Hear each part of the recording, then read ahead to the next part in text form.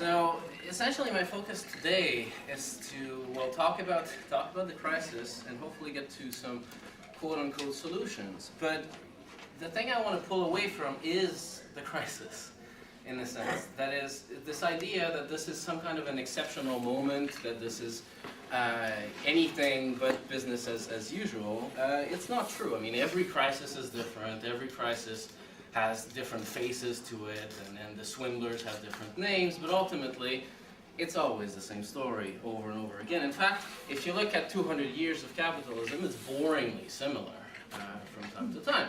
Some crises are deeper, some crises are not as bad, but it's the same process over and over again, despite the surprise of economists every time. Every time you get an expansion that lasts for more than 5 years, you have all these ideas of, oh, a new era, oh, Greenspan's figured it out, so we're not going to have a crisis anymore, or this or that.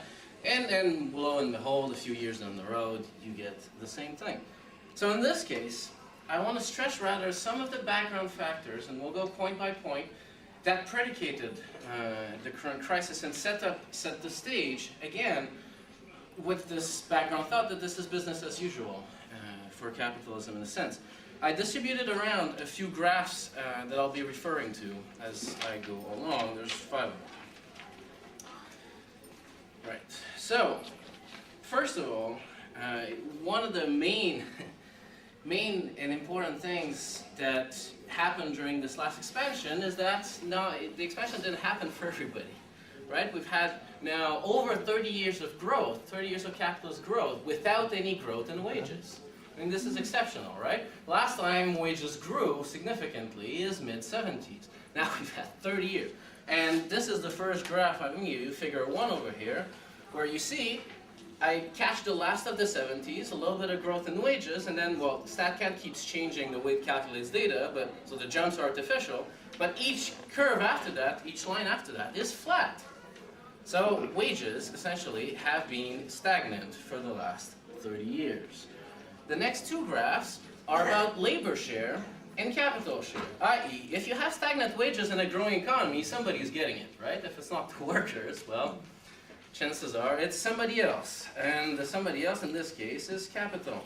So figure 2 is profit share, and you can see it trending up, especially in the last 15 years. Figure 3 is the labor share, which again was trending up at in the 60s and 70s, and then trending down ever since then. All right. So the problem, though, is that this expansion, capitalism needs growth in order to function. You can't have a stable capitalism, and growth in our current capitalism means growth in mass consumption. Now, if workers are not getting any money, right, and most people don't eat profits, really, well, what you're going to get is a huge growth in credit, right? So, in fact, throughout the 80s, households found another solution, and a lot of women went to work, actually. So for some households, that supplemented their income. But eventually, by the 90s, the solution was get more credit, right? And credit companies, at the same time, were more than willing to send you a bunch of credit cards by email. So you get a huge increase in personal credit. At the same time, a point which I won't discuss too much, but at the end of the golden age, so-called golden age of capitalism, at the end of the 70s, there was a turn of table in the capitalist world, and finance took over. Essentially, the industrialists had been running the show ever since World War II, and since the beginning of the 80s, now it's been finance, big banks in Canada. And actually, I'll point you directly to the last figure there.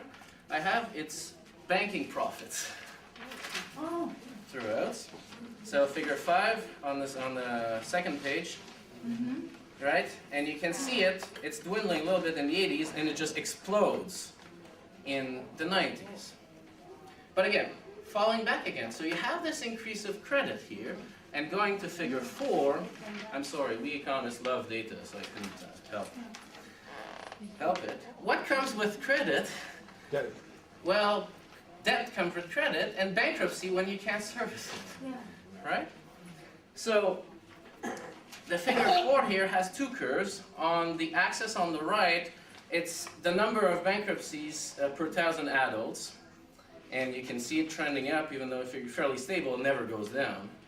That's per year, by the way. And then the other curve is the gap between the assets of households and what they owe, which is, again, exploding. So, in an economy with growing debt, where money is not forthcoming to sustain consumption, you get increasingly a coupon pool capitalism. Coupon pool capitalism is consumption, and the economy is increasingly mediated through finance, right? But finance, what is finance? Essentially, it's an organism that, again, channels money here and there, takes a cut in the process. They don't produce anything, or they don't hire people to produce it for them, right? They're one step removed.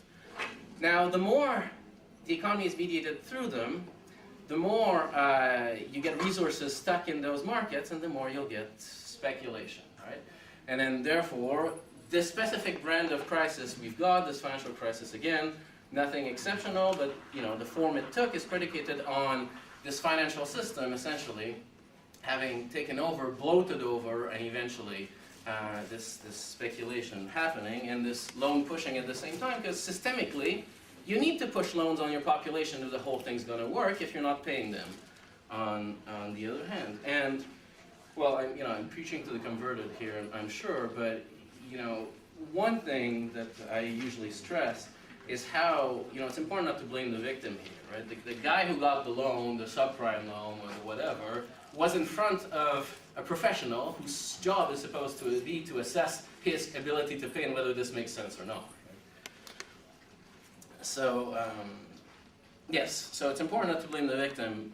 This whole thing is driven systemically, and again, you have this thing that for 200 years we're promised you that you'd be better off than your parents. We tell you daily on TV and the newspapers, everything, how you ought to live your life, and it's all about pricing income. If this is not happening, and somebody's leaving you a way out, then this is what it's going to be. One last leg to link up, I think, with what is going to be said after me, is that's on the consumer side. On the firm side, it's a little bit the same thing. As more and more of the economy gets mediated through finance, then firms become unable to produce by themselves with retained earnings and everything. They have to ask loans and permission every time to finance, every time they do that. And the logic of the whole thing becomes much more speculative. Eventually, I could go on and on about how a speculative boom happens. It's not that interesting in a sense. It's not that peculiar.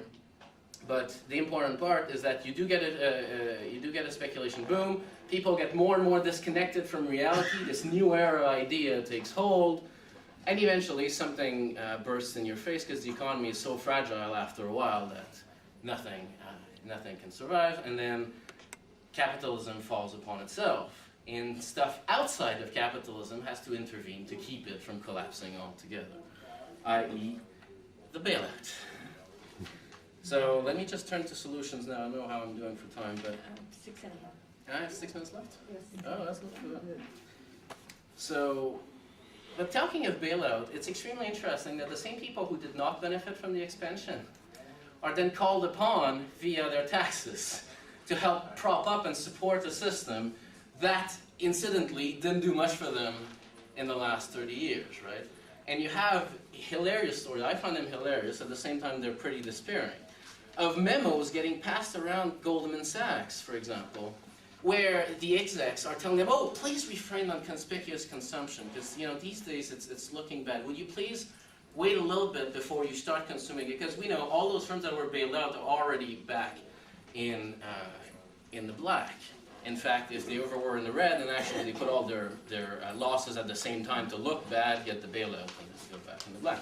If you look at the figure 5 again, my bank's profitability, you will notice that 2008, last year, banks' profits went down to what they were in 2004, which was higher than any year before them, right? I mean, we're not talking about a system that's crashing down and unsustainable and everything. We're talking about opportunistic people, essentially. But refrain from conspicuous consumption, I like that. While the middle class who's already scrounging and running the risk of being kicked out of their houses has to shell out the tax bill